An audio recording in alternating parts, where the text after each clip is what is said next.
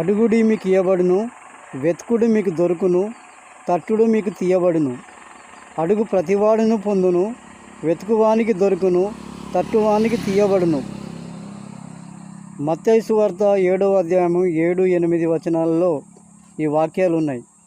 ఈ వాక్యాలు ఎవరిని ఉద్దేశించబడి ఉన్నాయి అంటే, దేవుని సేవకులు, దేవుని ప్రజలు, వాళ్ళు సోమరిపోతులా ఉండకుండా వాళ్ళు శ్రమ పడుతూ ఒకరినొకరు సహాయపడే విధంగా ఇన్ని క్రియలు అడగకపోతే, నోరు తీసి అడగకపోతే మనకు అమ్మాయిన అన్నం పెట్టదనే సంగతి మనకు తెలుసు.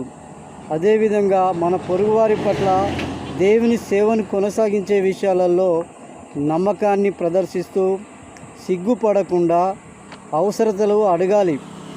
కాబట్టి మరి ఈ రోజులలో మరి ఒకరినొకరు నమ్మలేని పరిస్థితులు ఉన్నాయి.